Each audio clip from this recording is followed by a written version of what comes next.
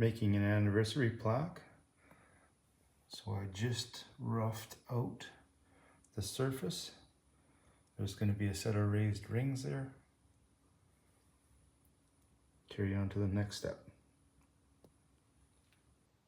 Got the photo V-curve done, and then the V-curve done. Now just to do the rings. There's paint inside the photo V-curve. Let that dry. Sand it out, see how it turns out. There it is with the finish. The rings stand out off of the base.